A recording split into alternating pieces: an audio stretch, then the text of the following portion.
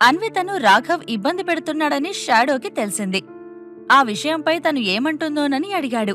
కాని ఆమె అబద్ధం చెప్పడంతో రాఘవ్కి కొంచెం దూరంగా ఉండు అని చెప్పాడు షాడో. అతడలా ఎందుకు చెప్తున్నాడో అన్విత అర్థం చేసుకోగలదు.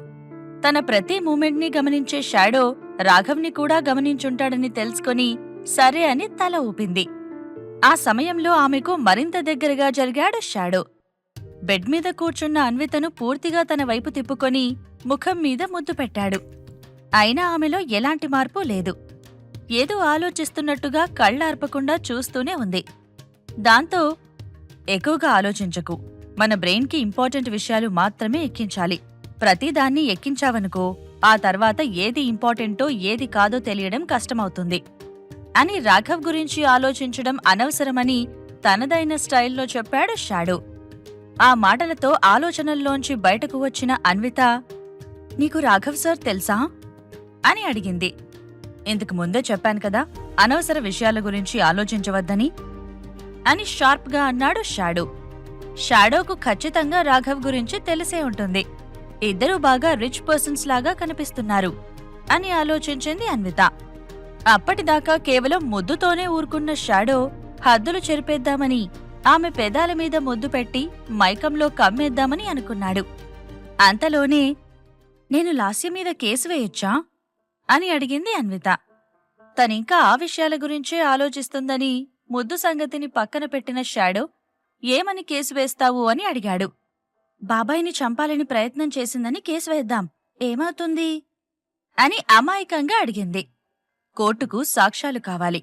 ప్రయత్నం చేసిందని చెప్తే చాలదు, ప్రయత్నం చేసినట్టు రుజువులు చూపించాలి. మన దగ్గర రుజువులేమీ లేవు కదా అని షాడో చెబుతుంటే, హాస్పిటల్లో బాబాయితో లాస్య మాట్లాడిన దృశ్యాలు సీసీటీవీలో రికార్డవుతాయి కదా, దాన్ని తీసుకెళ్లి ప్రూఫ్గా చూపిస్తే శిక్ష పడుతుందా అని అడిగింది అన్విత. అలా కుదరదు. హాస్పిటల్లో మీ బాబాయిని చంపాలని లాస్య ఏ విధంగా ప్రయత్నం చేసిందో చెప్పాలి. కర్రతో కొట్టడం, పాయిజన్ ఇవ్వాలని చూడ్డం లాంటివైతే కోర్టు నమ్ముతుంది. కానీ కేవలం తన మాటలతో ఆయన రోగాన్ని ఎక్కువ చేయాలని చూసిందని మనం కోర్టులో ప్రూవ్ చేయలేం. కోర్టు కూడా వీటికి ఎలాంటి శిక్ష వేయదు అని చెప్పాడు షాడో. ఎందుకు వేయదు? బాబాయిని లాస్య చంపాలని చూసిన విషయం నిజం కదా. కేవలం చేతులకు మాత్రమే శిక్షలు ఉంటాయా, మాటలకు శిక్షలు ఉండవా అని కోపంగా అంది అన్విత. మాటలకు శిక్షలుంటాయి, బట్ అది వేరు, ఇప్పుడిక్కడ సిచ్యువేషన్ వేరు.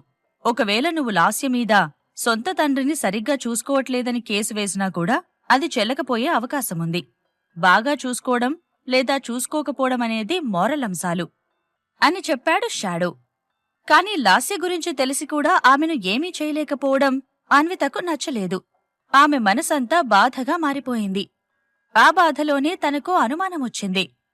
మా పిన్ని లాస్య ఇద్దరూ కలిసి బాబాయిని చంపాలని ఇంకోసారి కూడా ట్రై చేస్తారు కదా అని అమాయకంగా అడిగింది.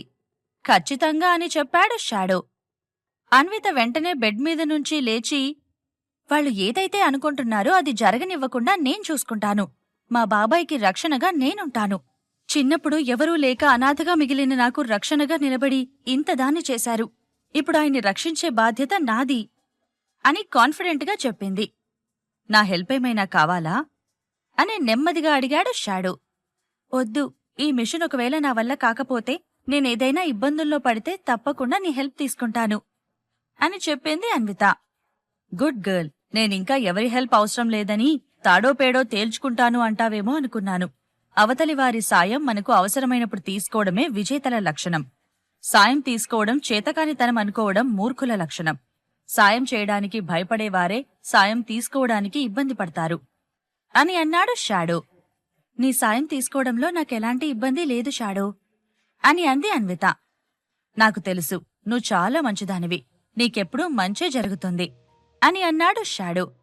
అన్విత విరక్తిగా నవ్వి, ఎప్పుడు మంచి జరిగింది? పెళ్లైన 4 సంవత్సరాల్లో నేనొక్కరోజు కూడా హ్యాపీగా లేను. అవినాష్ భార్యగా ఎన్నో బాధలు భరించాను. అత్తయ్య తిట్టినా కొట్టినా సహించాను. ఇప్పుడు నా బాబాయ్ ఆరోగ్యం ఏమవుతుందోనని భయపడుతున్నాను. ఇంకా ఏం మంచి జరిగింది? నాకేదైనా మంచి జరిగిందంటే అది కేవలం నీ పరిచయమే షాడో. నీతో పరిచయమైనప్పటినుండి నేను సరిగ్గా నవ్వడం నేర్చుకున్నాను, అందంగా ఉండడం నేర్చుకున్నాను, అందరితో మాట్లాడడం నేర్చుకున్నాను. టోటల్గా నువ్వు నాకు బ్రతకడం నేర్పావు. అందుకే నువ్వు నాతో ఉంటే చాలనిపిస్తుంది అని అంది. నేను నీతోనే ఉంటాను అన్వి, అందులో ఎలాంటి సెకండ్ థాట్ లేదు అని షాడో చెబుతుంటే, నువ్వు ప్రేమించిన అమ్మాయి నీకోసం మళ్ళీ తిరిగి వస్తే నువ్వు వెళ్ళిపోతావు. ఎందుకంటే నువ్వు కూడా ఆ అమ్మాయిని చాలా ప్రేమించావు. నువ్వు నాతో ఉన్నన్ని రోజులు ఉండు. ఆమె వచ్చాక ఆమెతో వెళ్ళిపోయినా నాకెలాంటి ప్రాబ్లం లేదు. నీతో గడిపిన రోజులను గుర్తు చేసుకుంటూ మిగిలిన లైఫ్ని హ్యాపీగా బతికేస్తాను అని అంది అన్విత. పిచ్చి పిచ్చిగా మాట్లాడుకు, అనవసరమైన ఆలోచనలు పెట్టుకోవద్దని ఇప్పటికీ 2 సార్లు చెప్పాను. స్టిల్ నువ్వు ఆలోచిస్తూనే ఉన్నావు. ఆల్రెడీ లేట్ అయిపోయింది, తొందరగా పడుకో. ఇంకోసారి ఇలాంటి మాటలు మాట్లాడితే పనిష్మెంట్ ఉంటుంది అని ఆమెను బెడ్ మీదకి లాక్కొని జోకొడుతూ ఉన్నాడు షాడో. తన లవర్ టాపిక్ వచ్చేసరికి మాటలు కట్ చేస్తున్నాడు. కాని తన లవర్ మళ్లీ రాదని, నేనెప్పటికీ నీతోనే ఉంటానని షాడో అనడం లేదని అన్విత ఆలోచిస్తోంది. నిజానికి అతడలా అంటాడేమోనని ఆమె ఆ టాపిక్ ని పదే పదే తీసుకొస్తుంది. నాకు పనిష్మెంట్ ఇస్తావా? ఎలాంటి పనిష్మెంట్ అని అన్విత అడిగింది. నా పనిష్మెంట్ చాలా సీరియస్గా ఉంటుంది. నువ్వు జీవితాంతం చాలా బిజీగా ఉండేలా చేస్తాను. నీ చుట్టూ ఎప్పుడూ అల్లరి ఉంటుంది. సగం జీవితం పనులకే సరిపోతుంది అని షాడో అనగానే, నన్ను పనిమనిషిని చేస్తావా అని అడిగింది అన్విత. లేదు, 10 మంది పిల్లలకు అమ్మను చేస్తాను అని నవ్వాడు షాడో. 10 మంది పిల్లలా?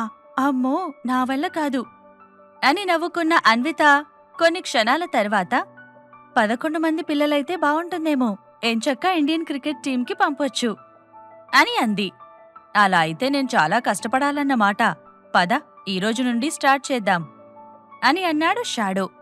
నో, ఈరోజొద్దు, నాకు చాలా అలసటగా ఉంది అని అన్విత అనగానే, శారీరకంగా అలసటగా ఉన్నావని మాటలతో పని కానిస్తున్నావా అని అన్నాడు షాడో.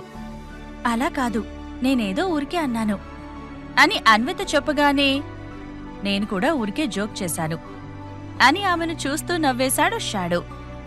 లాస్య జయశ్రీ గురించి ఇంకొంచెం డీప్గా డిస్కస్ చేసిన తర్వాత వాళ్ళిద్దరూ నిద్రపోయారు. తెల్లారగానే డైరెక్ట్గా హాస్పిటల్కి వెళ్ళింది అన్విత. బాబాయ్ ఎలా ఉన్నాడో తెలుసుకుని అక్కడే సాయంత్రం వరకు ఉండిపోయింది. అలా 3 రోజుల పాటు రోజూ హాస్పిటల్కు వెళ్ళింది. 4వ రోజు అన్విత హాస్పిటల్లో ఉంటే ఆమెకు ప్రియ నుండి కాల్ రావడంతో వెంటనే కాఫీ షాప్కు బయలుదేరింది. నీకేమైనా పిచ్చి పట్టిందా? లేక నువ్వేమైనా త్యాగశీలివనుకుంటున్నావా? షాడో లవర్ రాగానే నువ్వతనికి దూరమవుతావా అని కోపంగా అన్వితను అడిగింది ప్రియ. మరేం చేయమంటావ్? అతన్ని లవర్ వచ్చిన తర్వాత కూడా నేను తనతోనే ఉంటానని బ్రతిమాలమంటావా? నీకు తెలుసు కదా, అవతల వాళ్ళని ఇబ్బంది పెట్టి నేను హ్యాపీగా బతకలేను అని అన్విత చెబుతుంటే, నేను చెప్పేది నీకు అర్థం కావట్లేదు. వీలైనంత తొందరగా అసలు షాడో ఎవరో కనిపెట్టు. ఆ తర్వాత అతని లవరెవరో తెలుస్తుంది. ముసుగు చాటున శృంగారాలు చేయొచ్చు కాని సంసారాలు చేయలేం అని అంది ప్రియా. ఆమె మాటలు అన్వితకు సూటిగా తగిలాయి. నన్నేం చేయమంటావే? అసలు షాడో ఎవరో నేను తెలుసుకోలేకపోతున్నాను. నువ్వు కూడా నన్నే మాటలంటున్నావు. ఈ ప్రపంచంలో నాకున్నది నువ్వు ఒక్కదానివే. ఈ షాడో ఎప్పుడు మాయమవుతాడో ఎవ్వరికీ తెలియదు అని అంది అన్విత. కాని ఇలా ఎన్ని రోజులుంటావే అని తిరిగి అడిగింది ప్రియా. ఎన్ని రోజులో నాకు తెలియదు. షాడోతో నేను చాలా హ్యాపీగా ఉన్నాను. అతను నా కోసం ఏదైనా చేస్తాడు. నేను హ్యాపీగా ఉండాలని కోరుకుంటాడు అని అంది అన్విత. ప్రియ ఏమీ మాట్లాడలేకపోయింది. అలా అని అన్విత బాధను చూసి ఊరుకోలేకపోతుంది.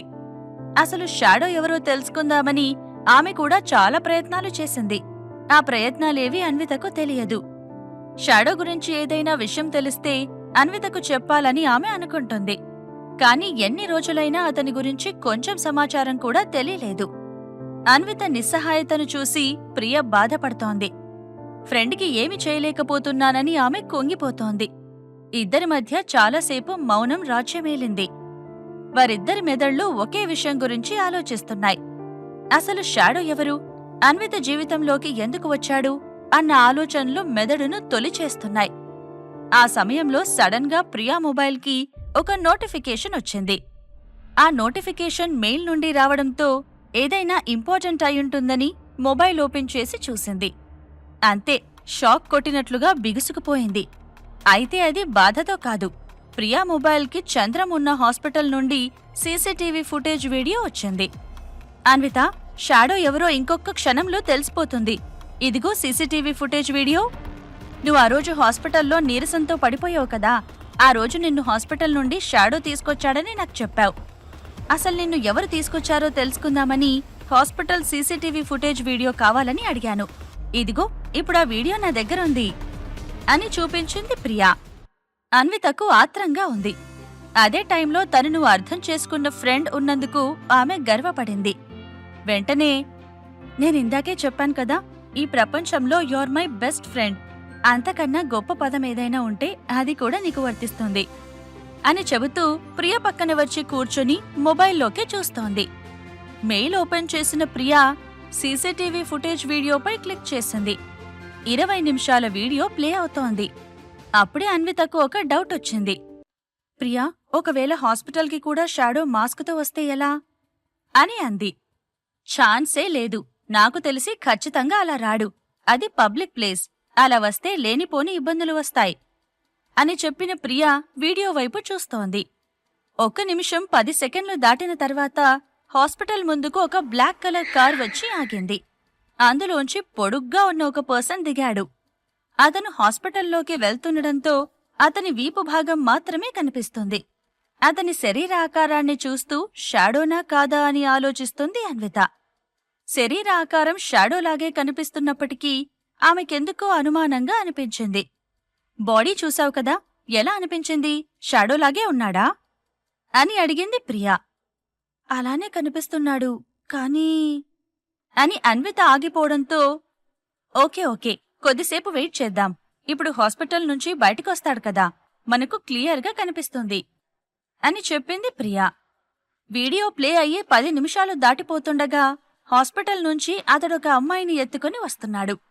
సీసీటీవీ ఫుటేజ్ కావడంతో వీడియోలో కనిపిస్తున్న దృశ్యాలు మస్కగా కనిపిస్తున్నాయి. లేకపోతే ఫేస్ కనిపిస్తే ఈజీగా గుర్తుపట్టేలా ఉంది ఆ వీడియో. అమ్మాయిని చేతుల్లో ఎత్తుకొని ఆ పర్సన్ వస్తుండగా కళ్లను చిన్నగా చేస్తూ స్పష్టంగా చూశారు ప్రియా, అన్వితలు. అన్విత షాక్ అయిపోయింది. షాడో అచ్చం ప్రవీణ్ జయరాంలా కనిపిస్తున్నాడు. ఒకసారి అతని చేతుల్లో ఉన్న అమ్మాయి వైపు క్లియర్గా చూసింది అన్విత. ఎస్, అది తనే. ప్రవీణ్ జయరాంని చూడగానే ప్రియ కూడా బిత్తరపోయింది. అన్విత, అతని చేతిలో ఉన్నది నువ్వేనా? కరెక్ట్గా చూడు అని మరొకసారి కన్ఫర్మ్ చేసుకోవడానికి అడిగింది ప్రియా. అది నేనే అన్నట్టుగా అన్విత తల ఊపింది. ప్రవీణ్ జయరామే షాడోనా? షాడో గురించి తెలిసిన తర్వాత అన్విత ఏం చేయనుంది? ఈ ప్రశ్నలకు సమాధానాలు తెలుసుకోవాలంటే నెక్స్ట్ ఎపిసోడ్ వినాల్సిందే. క్రింద ఇచ్చిన లింక్ ని క్లిక్ చేసి పాకెట్ ఎఫ్ఎం యాప్ ని ఇన్స్టాల్ చేసుకోండి. Stay tune to pocket FM.